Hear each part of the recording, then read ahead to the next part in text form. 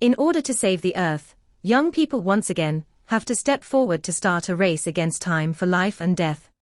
So in 2019, we got the Wandering Earth, where the sun was expanding and was just going to wipe out the Earth.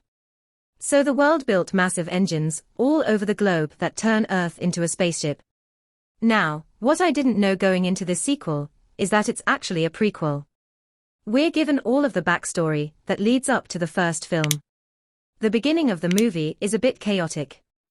I mean, there's a lot of info being given to us, but also it's coming at a pretty quick pace and the characters are being introduced to us in a hurried manner. But after about 30-ish minutes, the pace does settle down and the story begins to really take shape. Now, the characters, they are more solidified and we're learning who the main players are, too. Now, I was afraid once I realized that this was a prequel, that there wouldn't be much tension or excitement since I already knew what was coming for the story. But I mean, I was totally wrong. There is a ton of urgency and suspense that's built throughout this 2-hour and 50-minute story. And it's also an emotional journey. There are some really heartbreaking moments, as well as sequences, that will certainly remind you of other sci-fi films like Contact or Armageddon. And I mean, that didn't bother me with the story similarities. It's not like this was a copy of those films.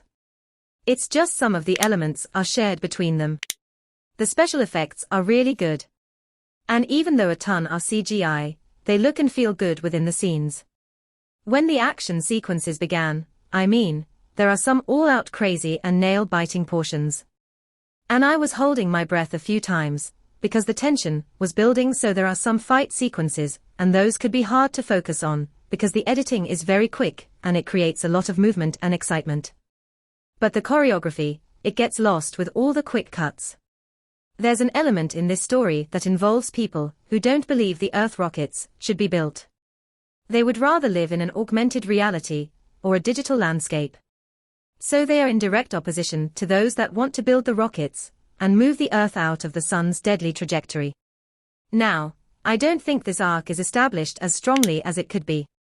I mean, yeah, we get the gist and the sentiments of what they want to do, but it all comes about rather quickly, mostly established through off-screen lines of dialogue that we hear being discussed on news reports. I would have liked to get more depth, because although the action scenes surrounding some of this are thrilling, and while this is meant to be tense moment, I mean, there still was tension because of all the other stuff that's going on. The dude screaming like a 4-year-old, it made me chuckle, and it briefly broke me out of those scenes. Now, because this is a prequel, I was wondering how it was going to end up connecting to the first movie, not just because of the obviousness with the rockets on Earth to propel it through space. But are there actually going to be characters with direct ties? Happily, there are. I mean, one story arc in particular, it leads us right into the next film, which is the first film. Really? The hero moments are cheer-worthy and the excitement level is sustained at an extremely high level. While some of the action sequences that involve hand-to-hand altercations may not be as clean as could be, the CGI that builds out this story is executed well and helps to create an enveloping atmosphere. If you're a fan of the first movie, this one is a must-see as it continues to deliver high-octane thrills while still maintaining a palpable emotional connection with our characters.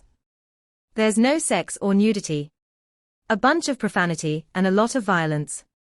I give The Wandering Earth 4.5 out of 5 couches. So what's one of your favorite sci-fi films? Let me know in the comments below.